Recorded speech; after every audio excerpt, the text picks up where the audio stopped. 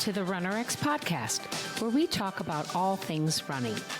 As many runners know, it's 90% mental. So join Coach Valerie and Coach Caroline as we go through the mental side of running. Okay, welcome to the RunnerX podcast. Today's topic is one that Valerie and I have been talking a lot about, is water intake. And how much water do you need? Do you need water when I'm strength training? Do I need water when I'm running? One of the things that I think is really powerful lately, as I was talking about in an earlier episode, I'm trying to be more mindful of my eating and nutrition. And because what I was finding when I became more mindful of it was I would eat when I was tired. I would eat when I was bored.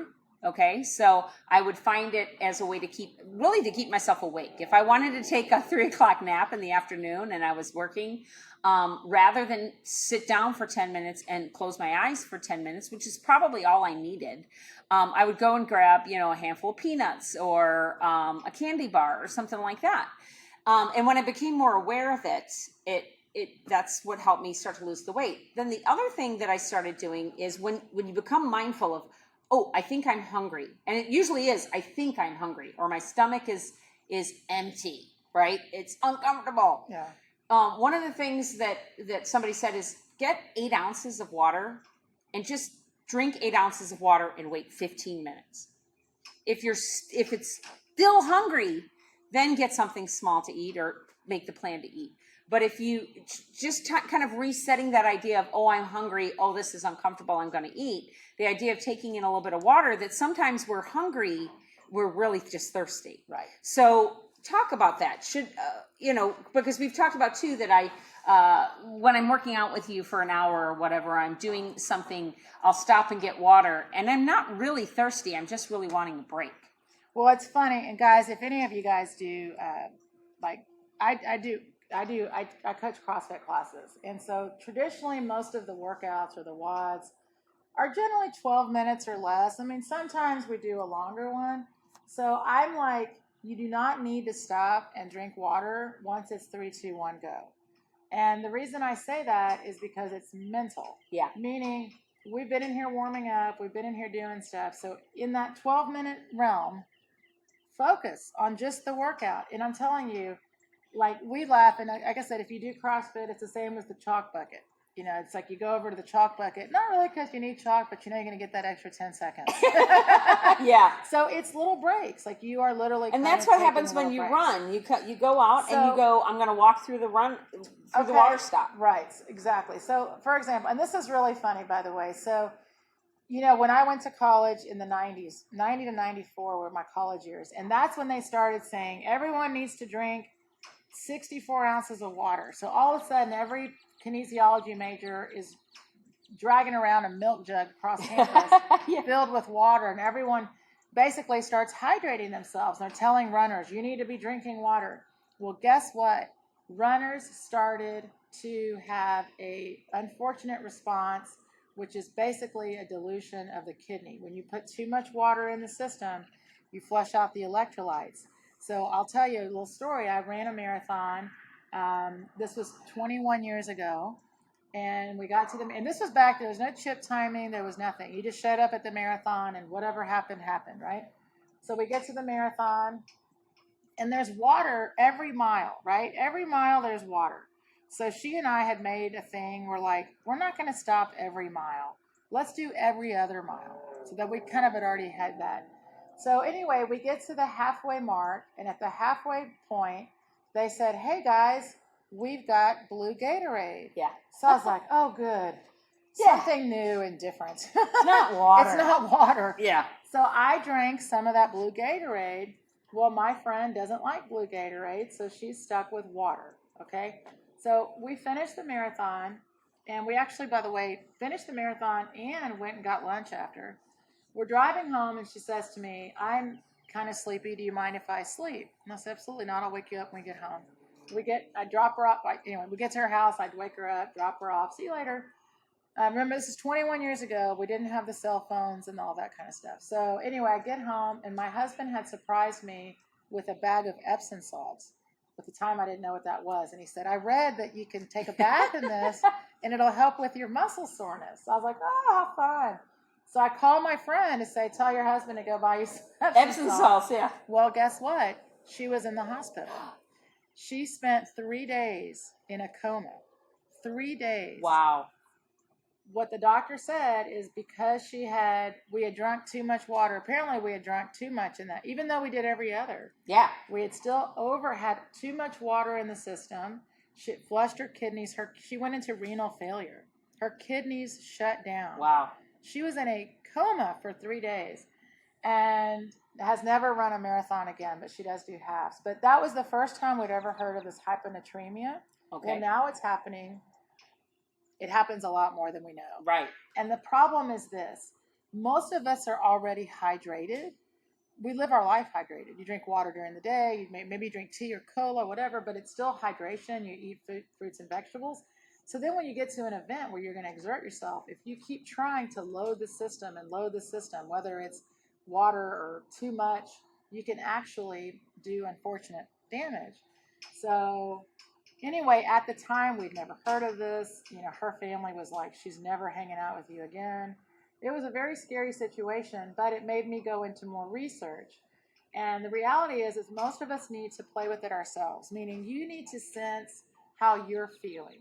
Instead of just taking water because it's at the water stop, what have you been training with? So part of what we talk about is in our training, we want to stay always hydrated, always ready. We want to train our nutrition, but you're going to find for most of you that it's not even the water you're needing, it's the break you want. Okay. And the doctor actually said that if she wouldn't have had anything, we probably had plenty in our system.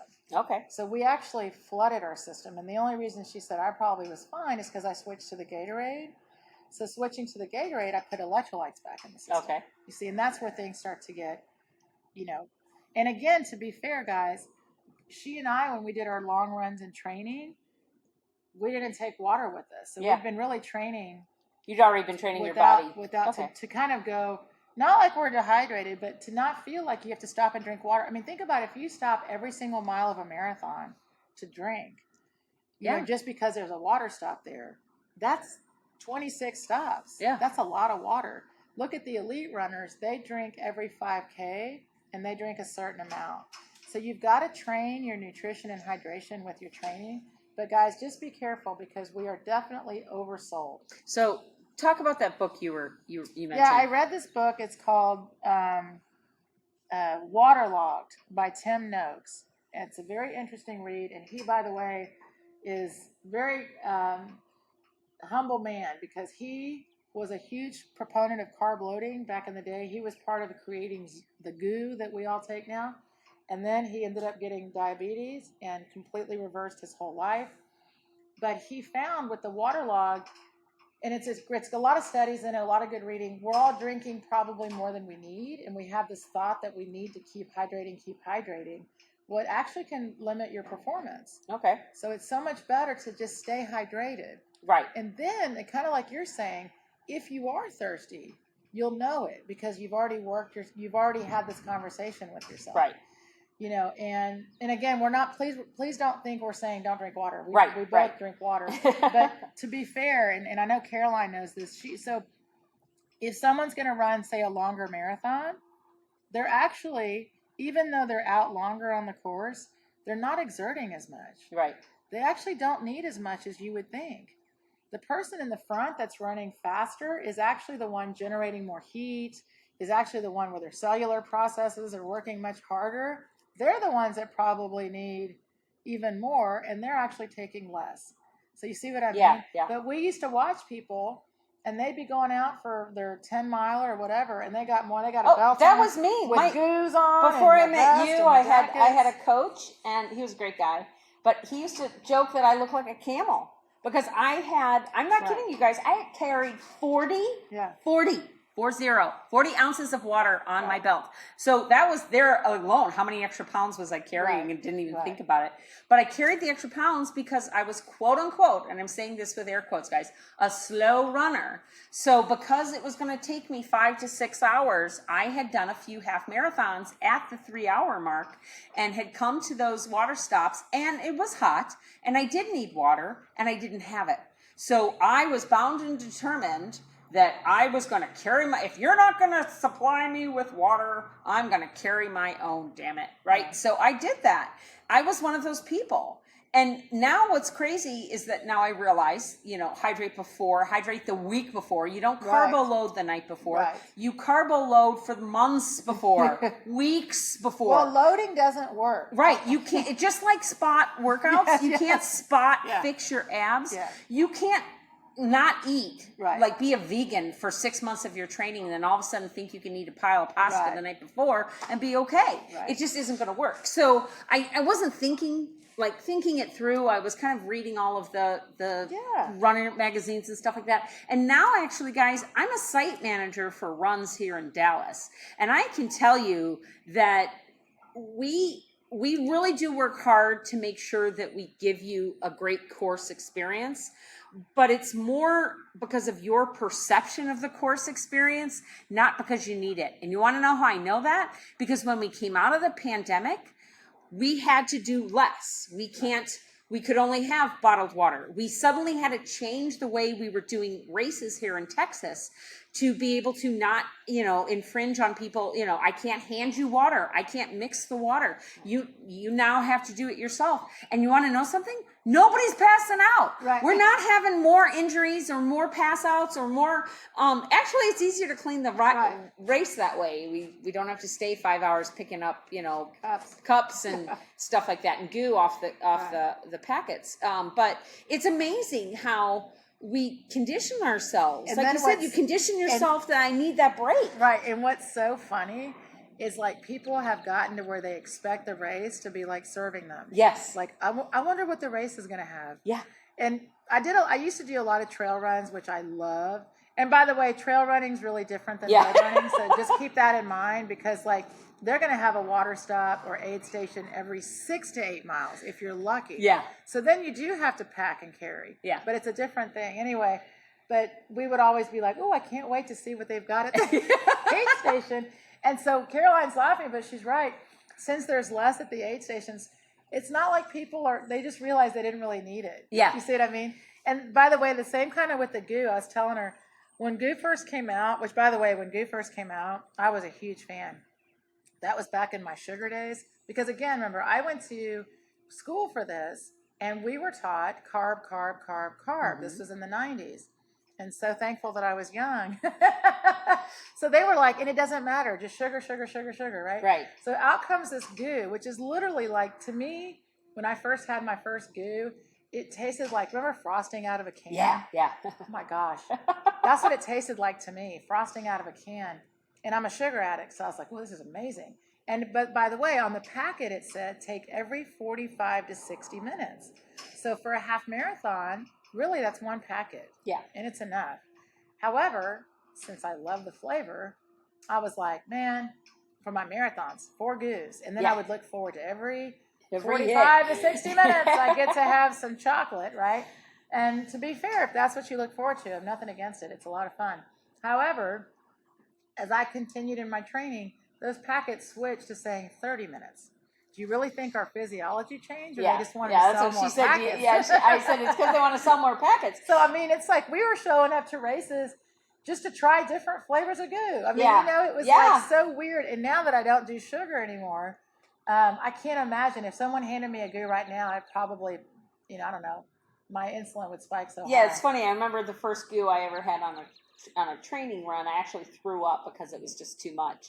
But I was one of those people, guys, I have my 40 ounces of water and I had my caffeinated goo. I had caffeinated goo and I had I'm a caffeine junkie. I don't drink coffee. I take pure Vivarin, put it into my tap that adrenal thing. So I am a super caffeinated person. But my point is with all of this, and you'll learn this as you hopefully stay with us and you start researching more. If you're new to running, read the books, read the studies, read everything. But most of all, practice. Yeah, but the thing I was going to say is, and I learned this the hard way through marketing, and that's why when she said 30 minutes, we're being sold a bill of goods, Right. guys. The shoes are Right. not going to help you, right? The shoes are not going to make you run faster. That tank top is not going to wick away, the whole don't wear, I love the whole, I'm wearing these big, thick cotton socks. And I will tell you that I was told never wear cotton socks. Cotton socks is all I can wear because I'll blister. Yeah. And I learned that the hard way walking I did the 60-mile walk. I Right. did about 4 of those in my days too, which is, again, a totally different animal. Yeah. You're not allowed to run those. You Right. have to walk them. But so you're realize that a lot of times, guys, you're being marketed to. You are being sold the goo. Right. You are being sold the Gatorade. You are being sold the quick fix. And as RunnerX really tries to, as much as, yes, we have balls and stretches and things like that, and we do want you to come into our membership, but at the end of the day, we're not going to sell you a shoe. We don't have any shoes that we really sponsor. We're not going to sell you any kind of products. We're going to sell you how to use gravity and muscle elasticity. And your own body weight. That's it. I really try to, I think about that a lot when I was running, that running was supposed to be easy, right? You just put on your shoes and you go out and run. And then it became this huge sport for me where I had a $500 watch and I had a $200 pair of shoes that I had to get every 500 miles. And, and I had, a $200 entry fee. Yeah. And that was only if I was local, that was cool. But if it wasn't local, let's add on all that travel to it. Suddenly this very inexpensive sport became very expensive. So I'm kind of on that train right now where I want everybody to come back to the idea that it really is inexpensive. And fun. It really is. And it can be joyous. And maybe it's because I'm turning 55 and you get older and you start looking for the joy in life. But so anyway, back to the water. Waterlogged is the name of the book. We're just want you to be aware of, have awareness of, do you really need the water or do you just need a break? And why do you need the break? Do you need the break because you think you need a break? Do you need the break because you're having stinking thinking and you're thinking this is hard and this is awful and I hate doing this? And then, get into that perception, get into that mind awareness of where your head's at.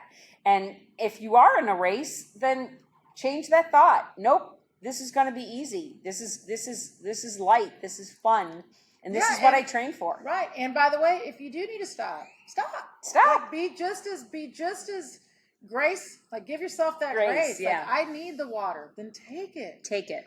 That's what we're telling you. It's just that don't think that just because there's a water stop, I should stop. Yeah, I was going to say a lot That's of times really what I would do, especially in the we have really hot summers here in Texas and it's very humid. I would sometimes just take it, swish it around, spit it out. Sure. Because it wasn't that I needed the water to drink because I was sloshing. I needed the water in my mouth. Oh, yeah, and because I know people that like to chew gum, and I know people that want to hold their bottle. And again, that's what I love about training is when you find that for yourself. Yeah. And it works for you, then you found what works for you, rather than being like, oh, so-and-so chews gum, so will I. Yeah. So, like, we all do that, by the way. I did it too. It's like, oh, you use that, I'll try it. Because we're all trying to find. Yeah? Yeah. So then when you start to realize, like, okay, you know what? This feels good for me. I tell you what, it makes the running even that much better. Yeah. Okay, guys, we will talk to you next week. Thank you for joining us on the RunRx podcast. If you'd like to know more, join us at www.runrx.fit. And if you have additional questions that you'd like answered on the podcast, email us at support@runrx.fit.